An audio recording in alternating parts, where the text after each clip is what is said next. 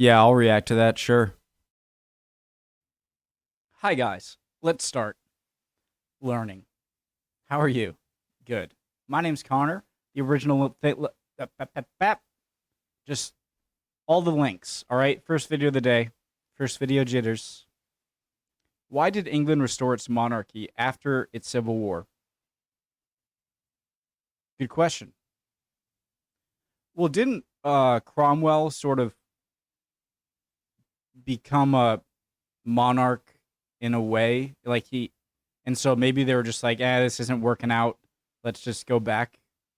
Would be my best guess. In the mid-17th century, England experimented with republicanism. This experiment was the outcome of a clash of ideas over the divine right of kings, the authority to tax, and the separation of powers, and soon the separation of King Charles's head from his body. And after this, England spent over a decade without a monarchy before restoring Charles's son as King Charles II. But given that the country had been run without a king for all of this time, why did Parliament and the people feel the need to restore the monarchy? So throughout Charles I's reign, he and Parliament had a difficult relationship. Charles believed that as God's chosen ruler of these lands, everyone who lived there had a duty to shut up and do exactly as he said all of the time. Many of those in Parliament felt differently. Most of the arguments that Charles had with Parliament throughout his reign were over taxation, specifically whether or not the king had the authority to levy taxes alone. But there were also arguments over matters of religion, particularly over tolerance of Catholics and how to approach the governance of Ireland. The king dismissed Parliament several times over the course of his reign when he didn't get his way, and after Ireland rebelled, some in Parliament believed that Charles was working with the Catholic rebels there to destroy Parliament, and thus make himself an absolute monarch in the same way as Louis XIII or XIV of France were.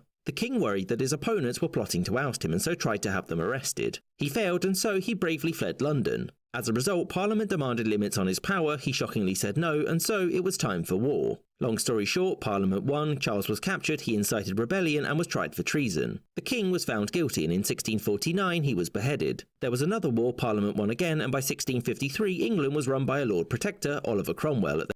Isn't it interesting how do I say this?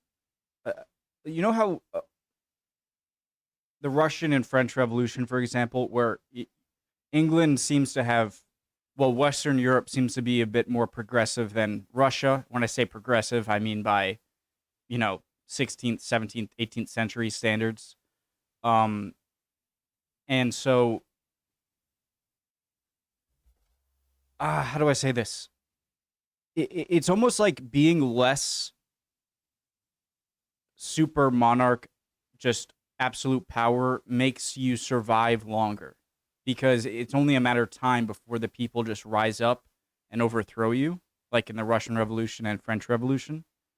And so maybe England's more suppressed mode of monarchy might have saved it. I mean, there was just a crowning of a king recently, Charles III. And so, do you know what I mean there? The head of a military. Parliament won again, and by 1653 England was run by a Lord Protector, Oliver Cromwell, at the head of a military dictatorship. But a mere 7 years later, in spite of how much was done to remove the monarchy, it was back. So why? Well, there were many reasons. The first was that Cromwell was the person who kept it all together, and after his death his son became Lord Protector. And Richard Cromwell, unlike his father, was not well respected, and many felt that his weak hand would lead to another civil war, which everybody wanted to avoid. Furthermore, the English Parliament was fractured, and so no business was getting done, and many just wanted a return to stability. The second reason was that many of those in charge were Puritans, and they had a very strong sense of moral righteousness and cracked down on activities they felt were immoral, such as drunkenness or most notably the celebration of Christmas. This wasn't Is Puritan a sorry, just a word to describe people who are more socially, or is Puritanism an actual sect of Christianity? No? Or much fun for those who had to live under the rules but may have disagreed with them. And so for those, the restoration of a leader who would leave them alone was a positive. The third reason was that Charles Stuart made it clear that the overwhelming majority of those who fought against his father would be forgiven, and that those in positions of power would retain their positions, and unlike his father, he would govern as a monarch bound by the wishes of Parliament. These things combined were why, in 1660, Charles Stuart returned to England from the Netherlands. And both sides agreed to act as if the Civil War and following regicide never happened, until some of the same problems cropped up again a couple of decades later. I hope you enjoyed this episode, with a special thanks to my patrons, Great channel. Love the video. So, in a way, it seems like these are sort of healthy. Great. For a country, a monarchy, and the more bleeding of, letting people,